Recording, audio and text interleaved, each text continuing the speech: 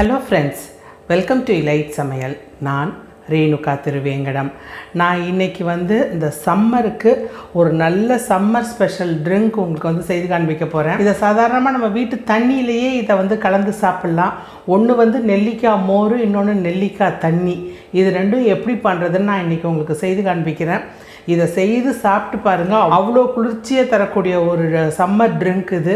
உடம்புல இருக்கிற சூடெல்லாம் உடனே குறைஞ்சி போயிடும். இதை சாப்பிட்டிங்கன்னா நல்ல ஒரு பெஸ்ட் வெயிட் லாஸ் ரெசிபியும் கூட. கண்டிப்பாக இதை நீங்கள் செய்து சாப்பிட்டு பார்த்துட்டு எப்படி வந்திருக்குன்னு எனக்கு கமெண்ட் பாக்ஸில் சொல்லுங்கள் ஃப்ரெண்ட்ஸ். நெல்லிக்காய் மோர் எப்படி பண்ணுறது அப்படின்னு சொல்லி பார்க்க போகிறோம்.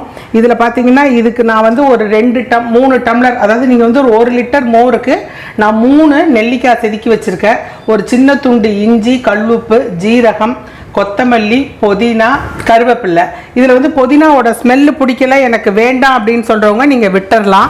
ஒரு மிக்சியில் நெல்லிக்காய் போட்டுடுங்க, உப்பு, இஞ்சி போட்டுடுங்க, ஜீரகம் போட்டுடுங்க, கொத்தமல்லி போட்டுடுங்க, கருவேப்பில்லை போட்டுடுங்க. புதினா டேஸ்ட் பிடிக்குங்கிறவங்க புதினா போட்டுக்கோங்க, இல்லைன்னா புதினாவை மட்டும் அவாய்ட் பண்ணிக்கோங்க. இதோட முதல்ல கொஞ்சமாக தயிர் போட்டுக்கோங்க.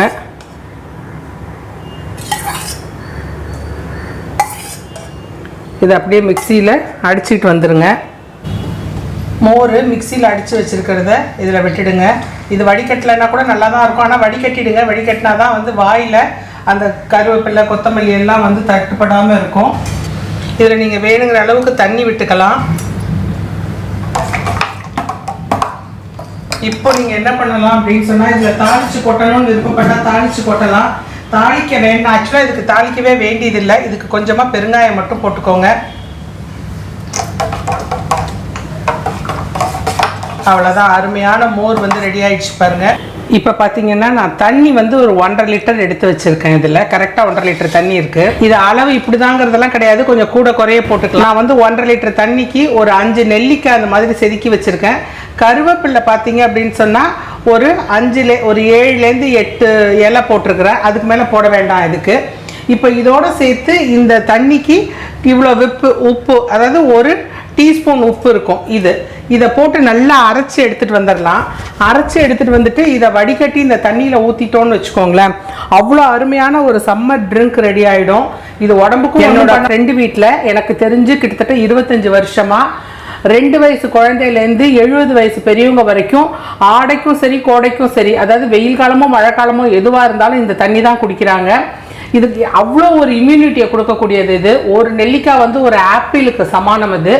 இதை என்ன பண்ணுறாங்கன்னா, அவங்க ஒரு 1/2 கிலோ நெல்லிக்காய் வாங்கிட்டு ஒரு 15 லிட்டர் தண்ணியில் கலந்து வச்சிடுறாங்க.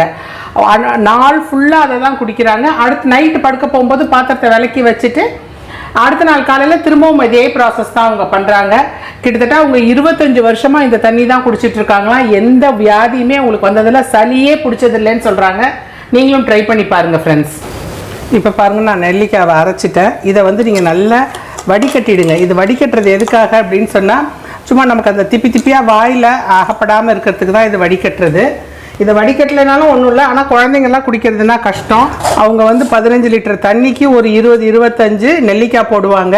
போட்டுட்டு ஒரே ஒரு ஆர்க்கு கருவேப்பிலை போடுவாங்க. நான் அதனால தான் 2 லிட்டர் தண்ணிக்கு ஒரு 6லேருந்து 7 இலை போட்டிருக்கிறேன். உப்பு அந்த நெல்லிக்காயோடைய ஒரு சிறு துவர்ப்பு தெரியாமல் இருக்கிறதுக்கு தான் அந்த உப்பு. நீங்கள் கொஞ்சம் தண்ணி நிறைய விட்டிங்கன்னா உப்பு கொஞ்சம் ஜாஸ்தி போட்டுக்கோங்க. இவ்வளோதான். இந்த தண்ணியை நீங்கள் தாராளமாக தினமுமே குடிக்கலாம். இந்த மாதிரி நெல்லிக்காய் தண்ணி செய்து டைனிங் டேபிளில் வச்சுருங்க, இல்லை 4 பாட்டிலில் விட்டு வச்சுருங்க. உங்களுக்கு அவ்வளோ நல்லாயிருக்கும். இதில் இந்த உப்பு கொஞ்சம் நீங்கள் உங்களுடைய சுவைக்கு தகுந்த மாதிரி நீங்கள் மாற்றிக்கணும். கொஞ்சம் உப்பு இருந்தால் தான் அது குடிக்கிறதுக்கு நல்லாயிருக்கும். நீங்கள் பாருங்கள், நெல்லிக்காய் தண்ணி கலர் தான் கொஞ்சம் ஒரு மாதிரி, இந்த நெல்லிக்காயோட கலர் நல்லாயிருக்கும். அதே மாதிரி மோர், நெல்லிக்காய் மோரும் உடம்புக்கு ரொம்ப நல்லது. விட்டமின் சி ஃபுல்லாக இருக்குது. இந்த சம்மருக்கு கண்டிப்பாக நீங்கள் இதை குடிச்சு பாருங்கள். குடிச்சு பார்த்துட்டு எப்படி வந்திருக்குன்னு கண்டிப்பாக எனக்கு கமெண்ட் பாக்ஸில் சொல்லுங்கள் ஃப்ரெண்ட்ஸ். தேங்க்யூ.